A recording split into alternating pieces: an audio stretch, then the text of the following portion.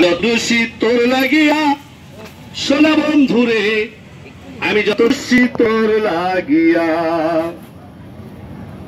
পাহাড়ে তোমার কি মায়া লাগে না। আসসালামু আলাইকুম। ওই সাপ আমি দেহাবের যদি পারতাম তাহলে এতক্ষণ তো 13 বার সাপ দেহানি শেষ হয়ে যেত। যেটা দেহাবের পারছি, যেটা পারি দেহাবের, ওটা নাকের ভিতরে চেঙ্গা দিছিলাম। দেনি চাচা তোর চোখ শুয়ে করছি, দিছি কিনা তাই আবারও যদি দিবার কষ দিব। এই দেখ বাবা, হাতের বাঁধনটা একটু সাইডে দেন। সাপ বাবা, সাপের ভয় প্রত্যেকেরই আছে।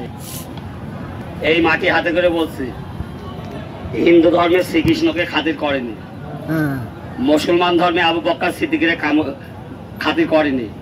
সেদিন একটা মেয়েকে কামড় দিয়ে মারলো, জান না থাকলে তার চিকিৎসা হয় না। আমরা রাত তো দিন 24 ঘন্টা বাবা আমরা গাছটা নিয়ে রাখি। আল্লাহ না করবো এখন একটা যদি সাপে কাটা রুগী ঢুকি আমার পা ধরে কাটাকাটি করবে। আচ্ছা, যেখানে সাপে কামড় দেয় ওখানে দাগ থাকে না বাবা? পেলেট দিয়ে ফাইরে রক্ত বাড়াচ্ছে না, টিপ দিয়ে রক্ত নিয়ে আসি। গাছটা যে লাগিয়ে দিই সম্মুখের মতন বাইরে যায়, তখন হাজার হাত ছাড়া আমাদের রক্ত করে গাছ করবে না। আপনারা ঘড়ি ধরবেন 3 মিনিট 4 মিনিট নেবে না, বিষ চুষে নিয়ে গাছটা একলাই পড়ে যাবে। এবার যাই পড়ে যাবে, অনেকে বলে চোখে দেখলাম না, তার বিশ্বাস করবো কি করে, বিষ বাড়াইলো কি না বাড়াইলো। এই কাকা যারা অবিশ্বাসী করে, আগুন ছিল এখনো আছে।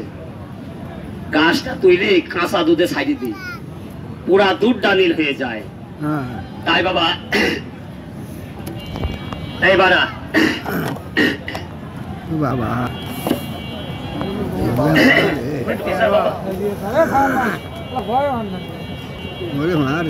সাইডে গুলি করলে রেহাই আছে, আর কামড় দিলে রেহাই নাই।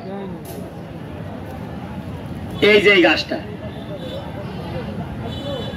এটা আপনার নাম বললে এখনই চিনি ফেলবেন। ওই বাচ্চা বললো আমি চিনি, এটা লজ্জাপতি।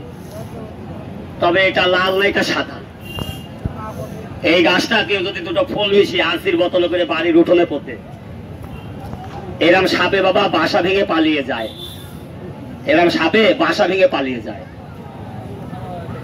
যদি দুটো ফুল মিশিয়ে আঁশির বোতলে করে বাড়ির উঠোনে পোতেন।